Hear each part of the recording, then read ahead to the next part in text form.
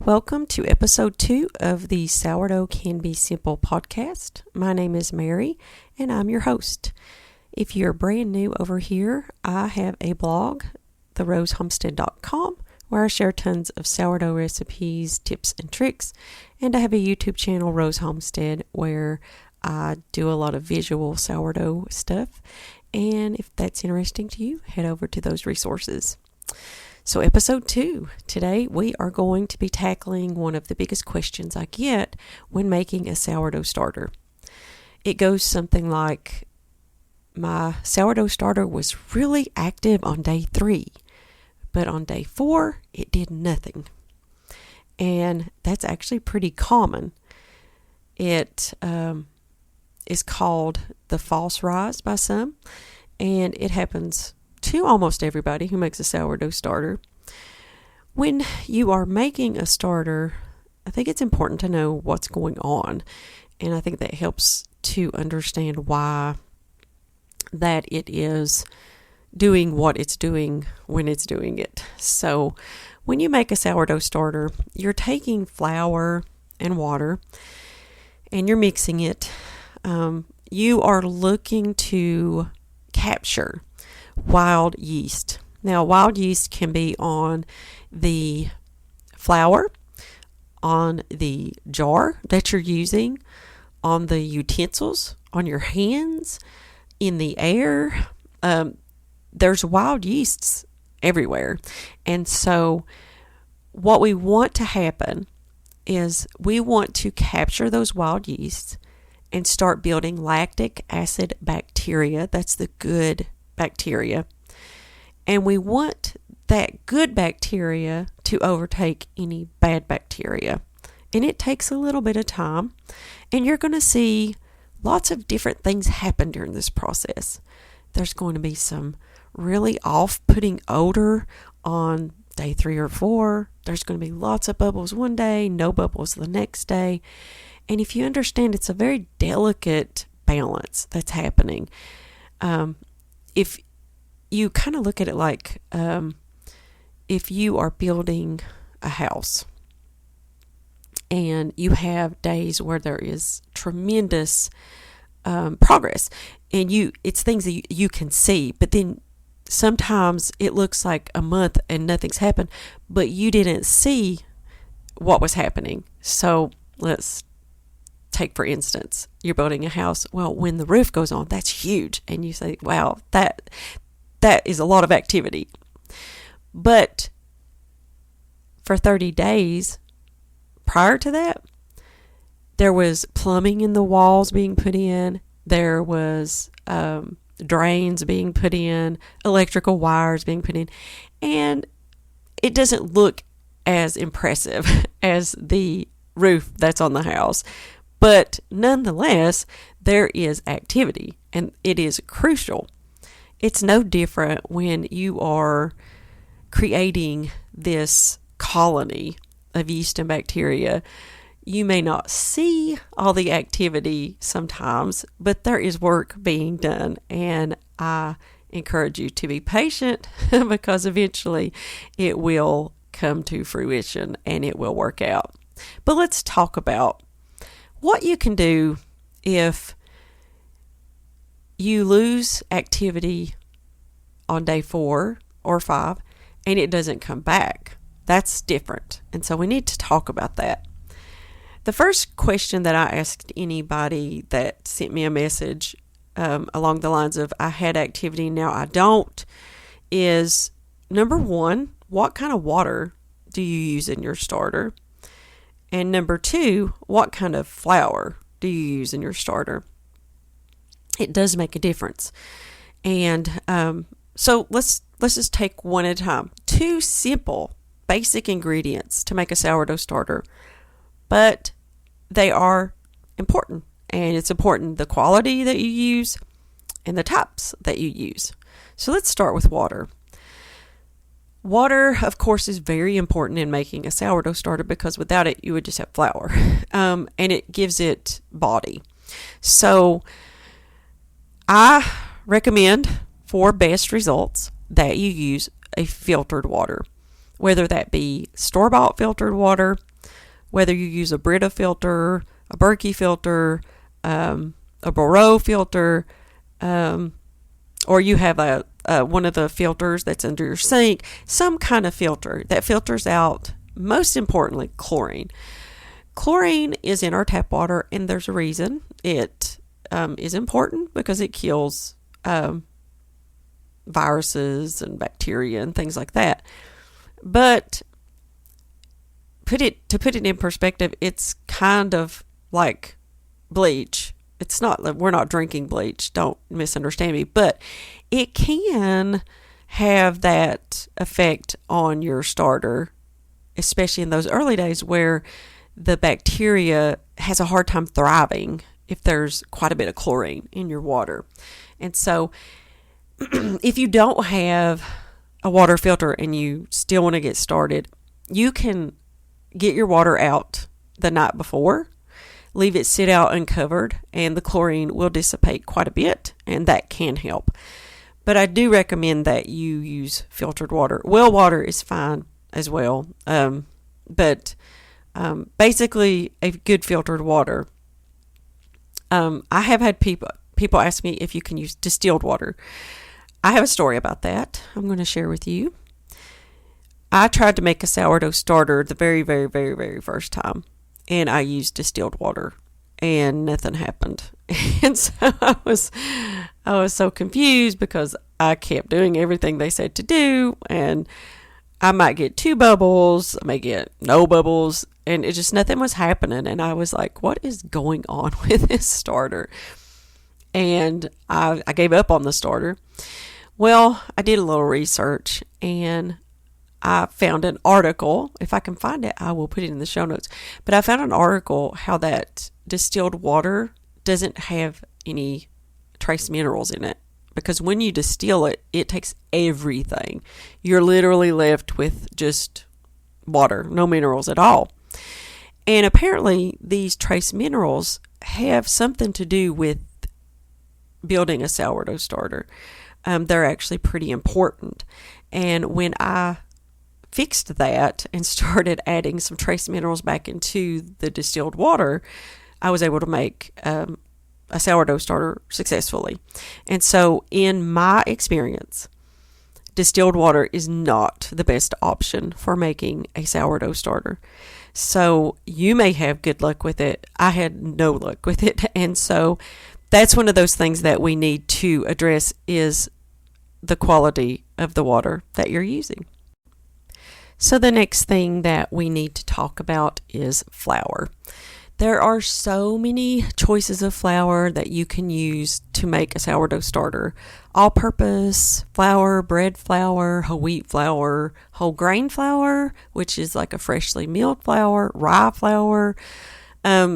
It's really not that important to, I guess what I'm wanting to say is, if you start with all-purpose flour, don't think you're stuck with that and, I can't change it. You can change it anytime. I've changed my starter many, many times, and so I've never had a problem with it as far as the flours. But let's talk about, is there a difference in starting a sourdough starter with one or the other? In my experience, I have started a lot of sourdough starters because it's kind of a hobby for me. I know that sounds crazy, but kind of a hobby for me. And I have noticed there is a difference in the flour that you use and the activity of the starter. My very first starter I made with, the one that was successful, I made with a store-bought whole wheat flour, and excuse me, and it did great. And eventually I switched it over to all-purpose flour because I wasn't able to find that whole wheat flour in my local grocery store anymore. And I noticed that even though my starter was doing really good, when I switched over to all-purpose flour, it did even better. I mean, it went crazy. And I had to think about that. Now, why was that? I really don't know. And I'm sorry that I can't explain it. But I did notice that there was a huge difference in the activity of my starter when I used all-purpose flour instead of whole wheat flour from the store. So let's fast forward. I have made 2 starters with freshly milled flour. Both of them were ancient wheat starters. There was an einkorn starter and a spelt starter. I just told you a fib. I also made a kamut starter with freshly milled flour. I just wanted, for my own experiment, I wanted to see the difference between the ancient grains and making a sourdough starter. That's why I made 3 different ones. And in my experience, an einkorn starter made with freshly milled flour makes a really, really robust starter. Not, like I said, I don't know exactly why. I'm just telling you my experience in making starters with freshly milled flour. It seems like that the einkorn starter was the most active of them all. So at this point, I have tried them all. I have used rye flour, and I will say that for me, rye flour is something I keep on hand for if my starter gets a little sluggish. I will give it a little bit of rye flour, and it really does seem to pick it up. So I have used all the flours, and I feed my starter now with all-purpose flour a lot because it's inexpensive, and I can find it in the store, and it doesn't use up my freshly milled flour. The wheat berries are a bit more expensive, and I like to use them for my baking, and so, but I do feed it my freshly milled flour. If maybe I ground up too much, I'll feed my starter with that until it's gone, and so I do use freshly milled flour in my starter, but I also use all-purpose flour a lot as well. I noticed that my starter is always more active when I use all-purpose flour. I can't tell you why. I really don't know the science behind it, but it just seems more active. It grows more. It's got more rising power, it seems like, when I make a loaf of bread and things like that. I don't know why. It's a very strange occurrence, but it's just been my experience. So if your starter is not wanting to take off, I think that the first thing I would look at is trying some raisins. I tell this to a lot of people. Put a few raisins in and give it kind of a boost of sugar and starch. See if that helps. You can also try some rye flour. Like I said, I've noticed that rye flour really seems to make a starter extremely happy, and I keep it on hand just in case, and I don't have to do that very often, but there have been times, especially in the winter, when I notice my starter gets a little sluggish, and I will feed it like half all-purpose flour, half rye flour, and I can tell you within 4 hours it's happy. And so maybe get some rye flour, keep it on hand to feed your starter. But those first few weeks are really, I'm going to be honest with you, the first few weeks of a sourdough starter are a little bit frustrating for me because, the end goal is always, I want to make a loaf of bread. And it's just not that quick of a process. In fact, it's a very slow process to make a sourdough starter that is mature and strong enough to raise a big lump of dough to make a loaf of bread. And it can be frustrating, but there's a lot of things that you can do with your starter in the meantime, and you really have to. You have to use that starter and keep feeding it to get to that point where it's strong enough, and that's where these sourdough discard recipes come in. I look at it like anytime you hear sourdough discard recipe, it's not so much that it's discard and you're going to throw it away if you don't have a recipe. It's hungry starter. That's what discard is. And or immature starter could be called discard starter. And so what happens is you get these recipes, and the whole reasoning behind a discard recipe is a recipe that doesn't require a rise, or it uses other leavening agents such as instant yeast or baking powder or baking soda. These recipes are imperative in the beginning. And so what I suggest somebody to do, if you lost activity in your starter on day 5 and you're having problems getting the activity back and you've tried everything, I suggest that you start taking some of it out and using it. Just throw it in a recipe and so that you can feed your starter again and keep feeding it.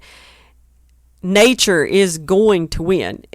The good bacteria and the yeast is going to start growing. I think what happens, and this is just a theory, I think what happens is that if you've never fermented a lot in your kitchen, if you've never done sourdough before, there's going to be less of that wild yeast in the environment, on your utensils and your hands and things like that. And I believe, and this is just, like I said, my theory, I believe that in those instances, it takes sometimes twice as long to make a starter as it would in, say, my kitchen, where there's always something fermenting, there's always sourdough starter going, there's always dough rising, which is, capturing, and there's yeast around that. There's always things going on that encourage a sourdough starter. If you are brand new to this and you never did anything like this before, I think that the main ingredient is patience. It's going to happen because it's nature. The flour and the water, if they ferment and you use it and you keep feeding it, it's going to get strong and you will eventually have a starter.